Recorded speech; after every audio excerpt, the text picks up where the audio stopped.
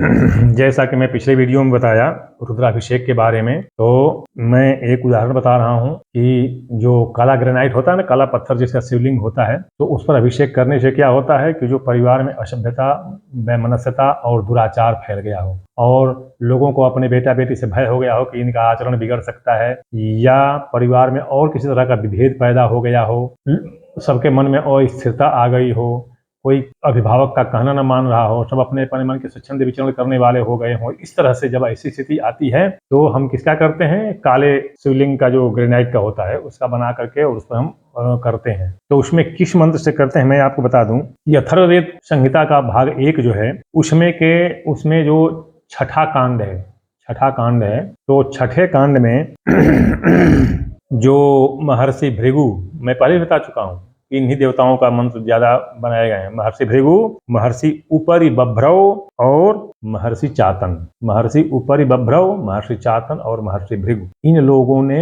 मंत्रों को बनाया है। मैं इस कहावत को कह करके यह वीडियो लंबा नहीं करना चाहता कि ये ऐसा हुआ था, इस मंत्र का प्रयोग सबसे पहले कब हुआ था और इससे कितनी सफलता मिली थी, और भगवान शिव ने इस पर वरदान भी दिया था कि ठीक है तथास्तु, इन मंत्रों के द्वारा जो मुझे मेरा अभिषेक करेगा उसको बिना मेरे सोचे समझे ही यह वस्तु प्राप्त हो जाएगी या ये बाधा दूर हो जाएगी। तो ये जो है छठा कांड जो है, छठे कांड का 28, 29, 30, 31 और 32, ये जो 4 सूक्त हैं, इन्हीं के जो मंत्र हैं, 16 मंत्र हैं, सब मिलाकर के 16 मंत्र हैं। इन 16 मंत्रों से उस ग्रेनाइट के शिवलिंग पर अभिषेक करना चाहिए। अभिषेक के पहले मैं बता दूं कि अभिषेक के पहले जो पंचोपचार पूजा होती है शिवलिंग की, वो कर लेना चाहिए। पंचोपचार, पुष्प चढ़ाइए, चंदन चढ़ाइए, दीपक दिखाइए, धूप दिखाइए, प्रणाम कीजिए, सामान्य पंचोपचार कर लीजिए। उसके बाद जो अपना उनको थाल में ऊपर रख करके कोई उसका आधार मतलब स्टैंड बनवा करके उस पर रख करके, मतलब उसका विधान आप स्वयं बना लीजिए और ऊपर से उसका अभिषेक करते हैं। यह अभिषेक आप किसी भी पदार्थ से कर सकते हैं, किसी भी द्रव पदार्थ से कर सकते हैं, इसमें कोई निषेध या प्रतिबंध नहीं आया है।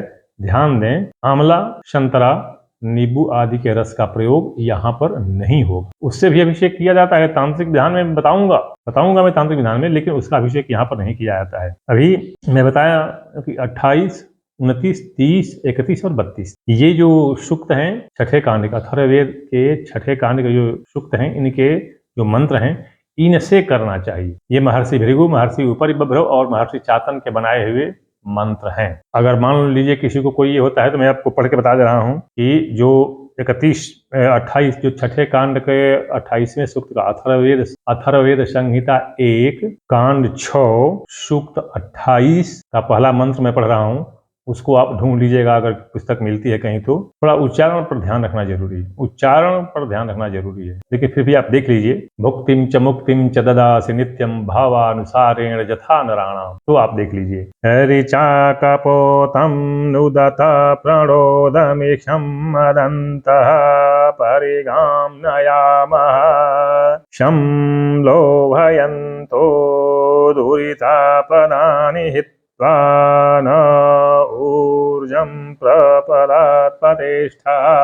इस मंत्र को मैं पढ़ दिया, इससे आप ढूंढ सकते हैं, कहीं कोई गलती है तो ढूंढ सकते हैं आप। इसके पहले ये कह देना चाहिए कि यह मंत्र महर्षि भृगु द्वारा रचित है। इसके देवता यम हैं, यमराज हैं और निरति हैं। ये जो मंत्र आगे पढ़ेंगे उनके निरति हैं। त्रिष्टुप छंद में बनाया गया है। ये 3 मंत्र हैं इसके, त्रिष्टुप, जगति और अनुष्टुप, ये इसमें बनाए गए हैं। तो ये पहला जो है ये त्रिष्टुप है, दूसरा मैं पढ़ रहा हूँ वह अनुष्टुप छंद में होगा। परिमे अग्निमर्क्षत परिमे दामने क्षत देवेश्वकृत्सवः क इमाम आदधर्षति। यह जो है अनुष्टुप छंद में है।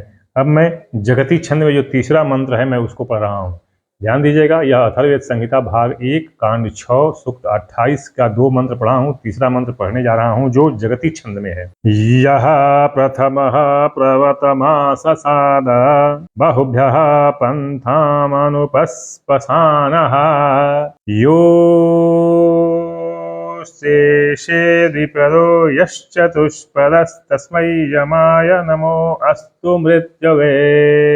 3 मंत्र। तो इस तरह से ये 3-3 मंत्र प्रत्येक सूक्त के आपको मिलेंगे 28, 29, 30, 31, 32। इन मंत्रों से अभिषेक करना है। मैं बताऊं, मैं अपने 30 वर्ष के सैनिक सेवा में भारतीय सशस्त्र सेना की सेवा किया हूं और इसके अलावा भी देश और प्रदेश में भी जाकर के मैंने कराया है। तो ये सब ऐसे विधान हैं जिनका विधि पूर्वक करने से इनका फल निष्फल कभी हो ही नहीं सकता, कभी हो ही नहीं सकता, निष्फल कभी हो ही नहीं सकता।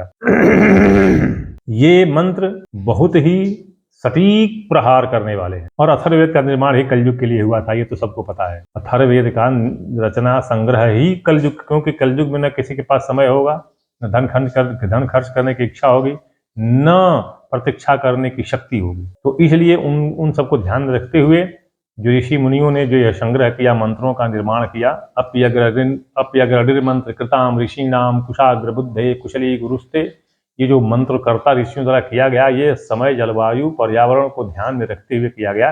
तो अथर्ववेद के मंत्रों से ही संभव है और अथर्ववेद में विधि सूक्ष्म है, मंत्र कम है, तो इसलिए इसको कर सकते हैं। तो ये अथर्ववेद ये इन मंत्रों से।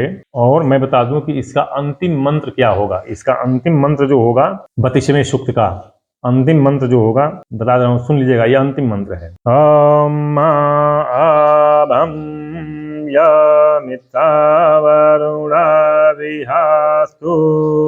नो अर्चिषा तृणोनुदतं प्रतीचा मा ज्ञातारं मा प्रतिष्ठां विदन्तमिथो विघ्नाना उपयन्तु मृत्युम मा।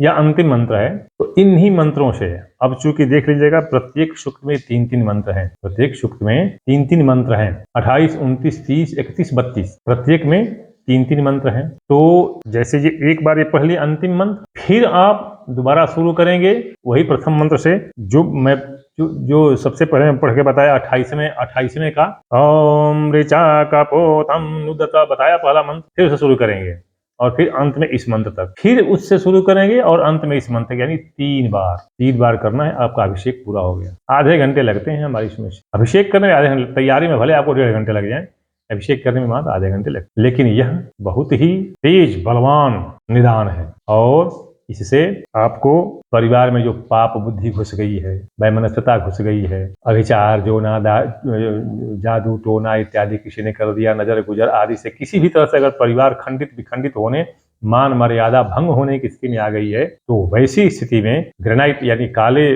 पत्थर के शिवलिंग पर इन मंत्रों से अभिषेक करने से ये सब विघ्न बाधा दूर होती है। मैं प्रयत्न करूंगा कि अगले शिवलिंग के भी बारे में बताऊं कि मतलब वो पारद और जो है उनके बारे में बताऊं कि उनका पर क्या मंत्र कैसे करते हैं। तो आप मेरे वीडियो को देखें तो आपको हर बात होगी। मैं बता दूं आपको कि मेरा मनोरंजनात्मक, अश्लीलता से भरा हुआ और नयन सुख देने वाला, नयन सुख मतलब नयन को सुख देने वाला मेरा वीडियो नहीं होता है। इसलिए आप अंत तक देखें और इससे आपको अवश्य कुछ न कुछ मिलेगा ही मिलेगा। तो आप इसको देखें, समझें और अनुकरण करें, क्योंकि मैं ये अपनी वाणी नहीं, ये देवताओं की, ऋषियों की, मुनियों की वाणी बताता हूँ, आप तक पहुँचाता हूँ। अब आप इसका कितना अनुकरण, अनुपालन और आत्मसात करते हैं उसको, ये आपके ऊपर निर्भर है। भगवान शिव आपको सफलता दे। ओम शिव त्वा पंथा नमस्तु।